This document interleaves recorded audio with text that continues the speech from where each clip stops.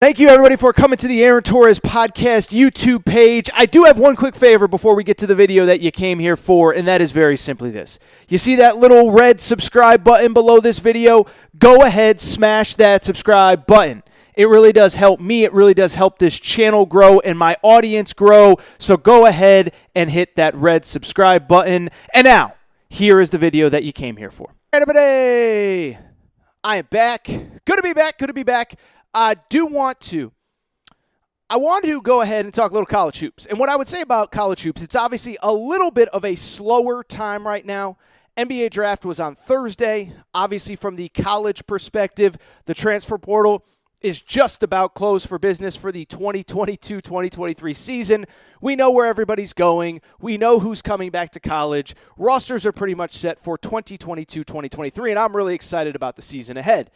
With that said, though, what I would also say is that from the college perspective, if you are a college hoops diehard, the next few weeks actually will be very interesting because over the next few weeks, recruiting really ramps up. Now, recruiting starts in the spring, but at the same time, the high school season's been done for a while now. High schools themselves are out for the summer. And really over the next month, we are going to get a ton of recruiting news in terms of the high school class of 2023, the best players that are about to be seniors this coming season. Speaking of which, we actually got some of that news on Friday as one of the top high school players in America made his college decision. Who was that player? His name was Robert Dillingham. Is Robert Dillingham. It wasn't was. Is Robert Dillingham. According to 24/7 Sports, number one rated point guard in the high school class of 2023, top 10 player overall. Every recruiting service has him no lower than a definitive five-star recruit, probably somewhere in the 8 to 12 range. It doesn't really matter. The point I'm trying to make, this kid committed, and on Friday he made his college decision. He's actually had kind of an interesting recruitment.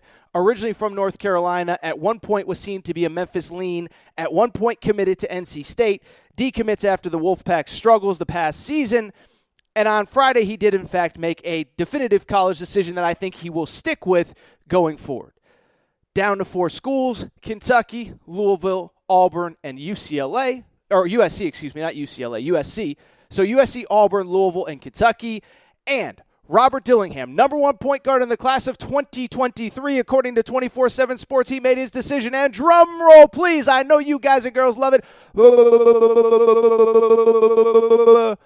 Robert Dillingham committed to the University of Kentucky, the second commitment in the class of 2023 for Kentucky, following the footsteps of Reed Sheppard, of course, the son of Jeff Sheppard, iconic Kentucky player. Robert Dillingham is a Kentucky Wildcat, or he has committed to be a Kentucky Wildcat. And let me just say this. Not only is he a really good player, but this is a very important commitment for John Calipari. And so let's get into it. I just talked a little bit about him. Robert Dillingham, not a huge guard. He's about 6'1", 6'2", a little bit smaller, but crazy athletic, crazy quick twitch. And just, he's a really good high school point guard that I think has a really good chance to have a successful 1 year in college basketball. Super athletic, can get by people, can blow by people. And so when I look at who he is, and when I look at why he is a perfect fitter at Kentucky, listen, we're going to talk about Kentucky and everything that's happened over the last couple months. But at the same time, there is a pretty definitive track record of this. When John Calipari has an elite point guard, when he has an elite playmaker with the ball in the hands of that point guard, success usually follows, right? His best teams, just think about his best teams. 2010, John Wall. 2015, he's got the Harrison twins, but he's also got Tyler Ulis. 2017, De'Aaron Fox, they were good enough to win a national championship. Brennan Knight led them to a Final Four. And so I'm not saying Robert Dillingham is going to be John Wall, a multiple-time NBA All-Star and the best player in college basketball the year that he was there. I'm not even saying he's going to be De'Aaron Fox, who was really, really, really awesome. But I do think we have a very nice track record of players like this thriving at Kentucky, and I think this was an absolutely necessary get because, one, it helps you start to build the foundation for 2023. In the world of college basketball, in this day and age, it's hard to really project rosters out 2, 3, 4 years down the road, but you already have Reed Sheppard. There's probably a couple players on this season's coming roster that you feel good coming back the following season. But most importantly, you now have your point guard. You now have your lead guard to help bring you into the 2023-2024 season, and a really good one at that. This isn't, and I think this is important, right? I think it's important because it's one thing to just get a kid to commit. It's one thing to get a kid to commit early. One, it helps you recruit the rest of the class. But more importantly, this is not Kentucky scrambling for a point guard at the last minute in the transfer portal. It's not scrambling for a guy that was, is looking to reclassify late in the cycle.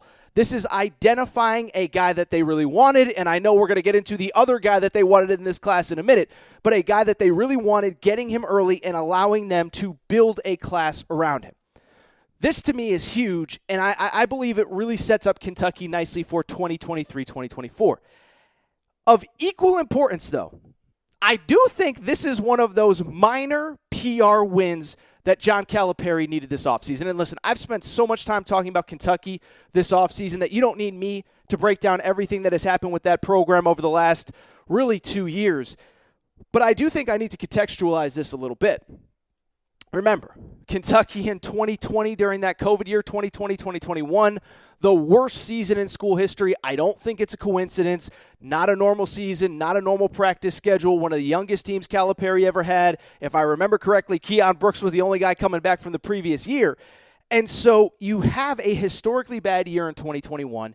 And then on top of that, you have 2022 where you bounce back. You have this incredibly likable team built around Oscar Tshiebwe, veteran guys. You hit the portal well. Ty Washington is an eventual first-round pick, but you crash and burn in the NCAA tournament and lose to St. Peter's. And I remember saying the night of the St. Peter's game, I said there is absolutely nothing that John Calipari can really do to really get the fan base back in his good graces until the 2023 NCAA tournament.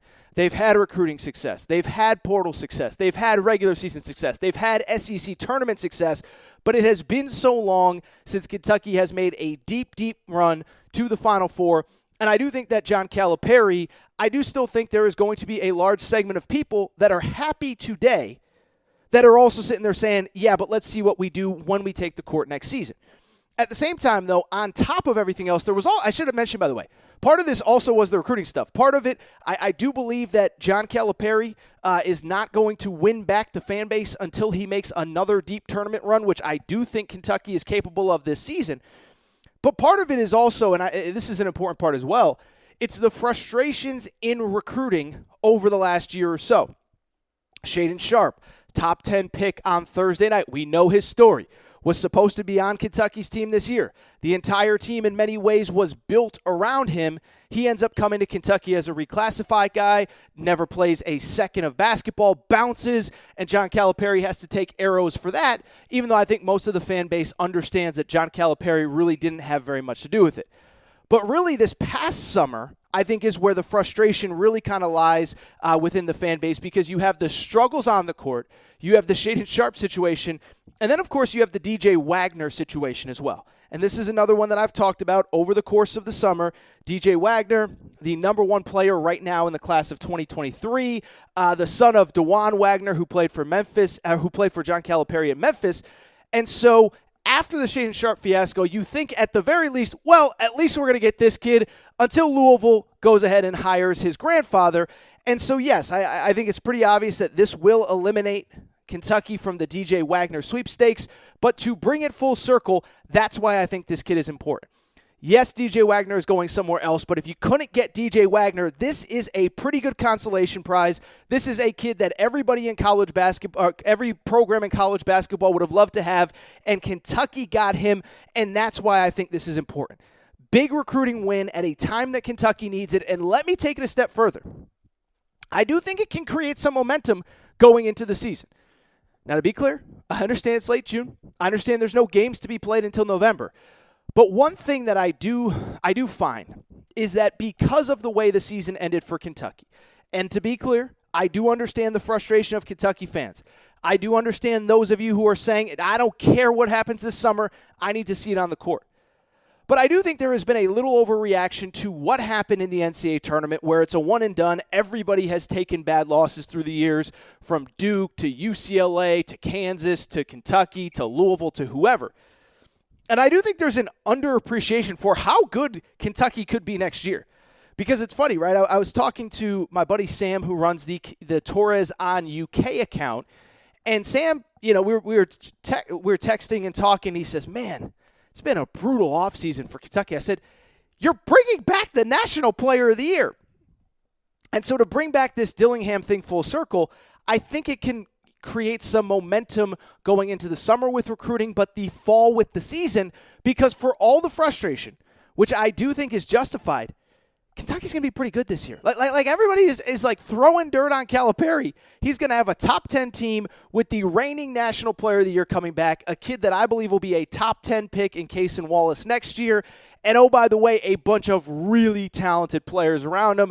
Severe Wheeler, who has his deficiencies, but also is a very good college point guard. C.J. Frederick, Antonio Reeves, who could be really good if healthy. Jacob Toppin, I believe, will be a breakout player this year in college basketball, on and on and on and on and on.